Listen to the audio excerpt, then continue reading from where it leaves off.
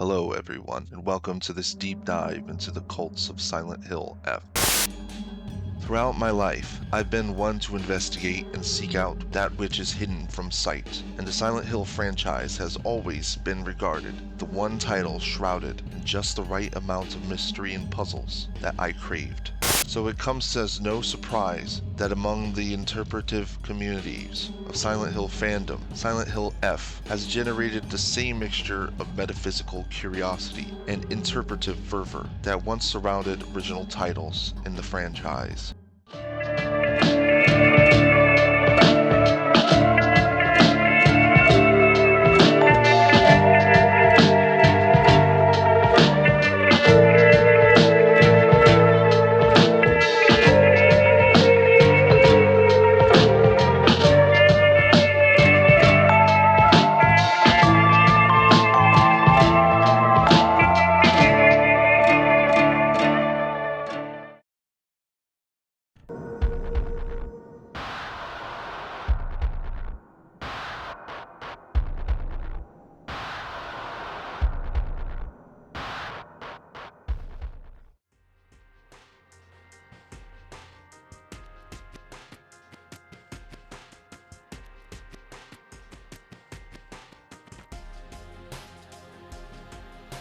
So far, we've covered how lineages work in Ebisugaoka. Now it's time to unpack how these cults function in the same liminal space between the living and the dead that Hinako traverses through her journey. To begin with, I should also mention many of the monsters Hinako faces are not random enemies, but either ritual instruments or gatekeeping projections, aligned with Ebisu or Tsukumogami if you like. They are shown to be invaders that Hinako must dispatch when she goes through the final rituals to attain the fox form, and when she eventually assumes the role of the fully fledged fog monster. When we take stock of what's actually happening and how these monsters interact, their roles become clear. We begin to realize that Tsukumogami, God, is fielding an army to siege the Dark Shrine. Kashimashi appear as stitched, doll-like or mannequin women with grotesque wounds and knife attacks, evoking the violent fragmentation of feminine identity, but also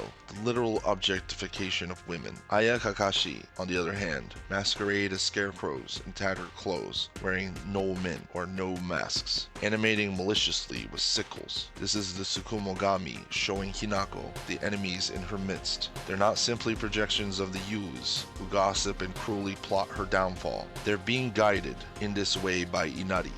Harai Katashiro is literally a purification effigy with mannequin limbs and blade-like legs. A doll used in exorcistic rites has been turned into a warped soldier, while in the Dark Shrine it's not so much as they are its sentries, but more like invaders on watch to suppress Inari's forces from regaining control.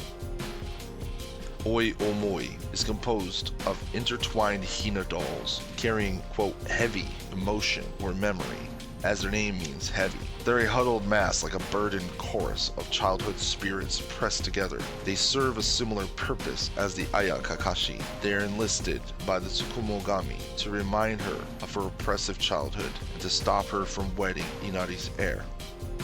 As for the birthing monster, it resonates on multiple symbolic levels, linking Hinako's personal fears of childbirth to the myth of Ebisu's birth. Its grotesque, swollen form, constantly producing smaller, malformed offspring, mirrors Hinako's own aversion to motherhood, while simultaneously invoking the tale of Ebisu as Hiruko, the deformed, unwanted child cast into the sea at birth. Like Hiruko, the birthing monster embodies both physical deformity and the burden of life imposed upon the unwanted, connecting Hinako's personal dread with the village's layered folklore. Its appearance as a chaotic, reproductive vessel evokes the unsettling tension of creation against resistance, showing how the Tsukumogami uses her fears and inherited myths as both literal and figurative instruments in their ongoing war.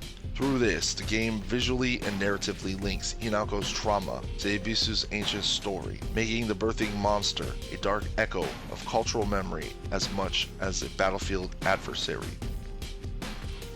Even Kamugara, bound in chains, faceless, blind, moves like a tortured puppet, evoking the idea of a once living being enslaved by ritual, perhaps sacrificed and repurposed by Tsukumogami forces. Together, their motifs of binding, deformation, and reproduction strongly indicate not a random haunting, but a sustained war between cults. The Tsukumogami systematically manipulating and animating corrupted vessels to besiege the Dark Shrine while trying to stop Hinako from completing Inari's rites in an effort to regain lost ground. The pattern I found emerging across Ibisugaoka memos are telling about the dialectical clash of these kami titans, each kami expressing itself through its own modus operandus. The Senensugi Shrine Flyer reveals the core mechanism by which Inari wages war: fear, rumor, and social pressure. It's warning that all land is Inari-sama land, and that digging a well risks unleashing a poisonous water dragon functions less as tradition and more as ideological control. The Jichin-sai, a ceremony to purify the earth, or wells in this case, is framed as obligatory, not because the people seek harmony with the earth, but because Inari demands obedience through the threat of catastrophe that he's suppressing. This weaponization of communal anxiety is how we arrive at in-group coercion. Meanwhile, the water dragon, an emanation of Ebisu's power, is portrayed as something only Inari can restrain because he's actually suppressing Ebisu's power. Thus, the flyer is not simply ritual instruction, but evidence of a god using society itself to suppress his rival. This duality is something like God versus God, becoming God versus man, and dialectically becoming tool versus man. That is, Tsukumogami versus the people who are bewitched by the Kitsune no Bakashi. In contrast, the memo, Serious Issues in Ibisugaoka, shows Ibisu's hand emerging through natural upheaval. The memo documents a high number of small earthquakes, beginning in May, precisely the kind of subtle environmental disquiet associated with a neglected Tsukumogami tradition. It is also an earlier dated memo, more than suggesting these quakes coincide with either Hinako's birth or coming of age. These tremors are not framed as divine intervention by officials, yet their timing corresponds with heightened social tension around Inari's authority, where Inari's power flows through gossip and group compliance. Ebisu's arises through the land, rebelling under misalignment. Earthquakes, shifting soil, and the threat of a larger rupture are the counterattacks of a deity whose weapons are the forgotten, the buried, and the structurally overlooked. The brutality described in the memo, titled A Farmer's Story, illustrates how Inari's punishments are mediated through gossip and conniving rather than divine nature. The soldiers who desecrate the Inari statue do not merely die, they become material for a myth circulated by the townspeople, reinforcing a culture of surveillance and fear. And I hope by now most of us know how stoking fear easily becomes a seedbed of control. The ability to control people by their baser instincts, their inclination toward aversion, prejudice, suppression, and even brutality. Their bodies being filled with decomposing rats, birds, frogs, and snakes are treated as cautionary tale to the in-group that they better toe the line. The horror is transmuted into a tool of social conformity. This is how Inari maintains dominance, by embedding terror into the collective psyche, turning every villager into an enforcer and every anecdote into doctrine. The doctor's note titled Undetermined Cause of Death Case 9 reads less like an act of spontaneous natural corruption and more like a staged punishment carried out by people acting in Inari's name. The memo emphasizes that the victim was suspected of blaspheming against Inari faith, and that such inexplicable corpses are quietly handed over to police and disposed of without public inquiry. The very procedures that allow ritualized violence to be normalized and hidden. The calvarium split open from the inside and packed with insect eggs, while described as natural in the file, also fits the logic of theatrical mutilation, a grotesque tableau meant to terrorize, to mark transgressors and to be told about a warning lore. In the context of the other memos, the farmer's stories, cautionary spectacle, and the Senensugi flyer's insistence on obedience. Case 9 functions as an example of how Inari's power operates through people, policing symbolic corpse making, and the manufacture of fear that circles the village as communal doctrine. Hinako's documents and recollections of Senensugi Shrine provide the historical hinge on which the entire divine conflict turns. The original Senensugi Shrine centered on a 1,000-year cedar, Ebisu's divine vessel, until it was struck by lightning and burned to ash. This moment is the rupture that allowed Inari to seize control. This was Inari's strike severing Ebisu's connection to the town. With the cedar destroyed, the people redirected devotion to the quote, next oldest thing, a moss-covered Inari statue. This was an unseen coup, a forced transition from a faith centered on the dignity of old tools and natural spirits, tied to the earth's soil and bodies of water, to a faith built on political hierarchy, social obedience, and fox-mediated cunning. The same recollections note that the Tsukumogami faith once gave sacred value to old tools and forgotten objects, a theology of memory, patience, and endurance. When this faith fused with Inari worship, it was not a peaceful blending, but a forced compromise, shaped by the destruction of the cedar.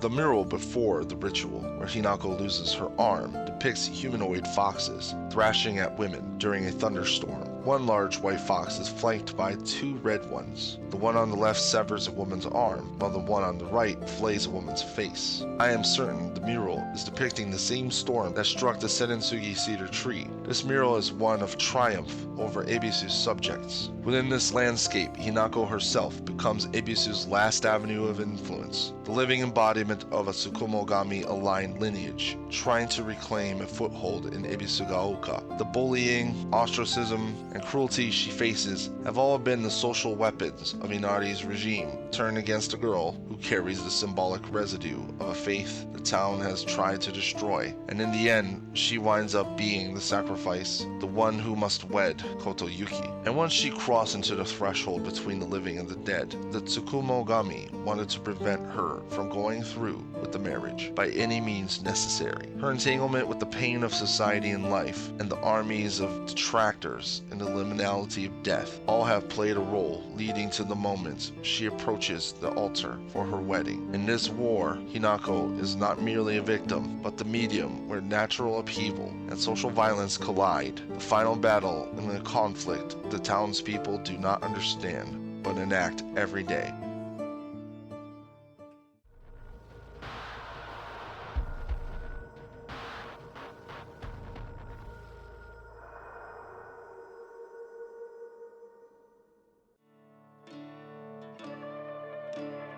And there we have it, the hidden lattice of Ebisugaoka finally laid bare. Across the chapters of this exploration, we've seen the town for what it truly is. In Chapter 1, we uncovered the omnipresence of cultic subcultures, from Ebisugawa to Hokora and Jizodo, and revealed how Hinako's perspective obscures the reality of ritual and devotion surrounding her. Chapter 2 shifted focus to lineage, obligations, and the Shake Seido, showing how families like the Shimizu, Iwai, and Igarashi households are living vessels of inherited ritual duty, bound by blood and social expectation. Finally, in Chapter 3, we saw these tensions erupt as Inari and Ebisu vie for dominance through fear, ritual, and social manipulation, with Hinako herself becoming the medium for their perpetual conflict. Silent Hill F is more than adolescent drama or atmospheric horror. It is a meditation on liminality, social control, and the unseen forces that shape our lives. As we step back, it's worth pausing to reflect. How often do we fail to see the invisible strings that guide our own societies, our own communities, and even our own personal choices? How many of our so-called free actions are in fact the echoes of rituals, customs, or inherited systems we barely notice? And how often, in this highly technological age, do we use or abuse our belongings without any thought for gratitude? Thank you for joining me on this deep dive into Ebisu-ga-Oka's occult heart. I hope it has given you both insight and pause for thought, and perhaps a renewed curiosity about the interplay between culture, belief, and narrative. If you enjoyed this video, please leave a like, share your thoughts in the comments, and don't forget to subscribe so you won't miss my next deep dive into hidden layers of Silent Hill and beyond. Wishing you all well, may you find your way through the fall.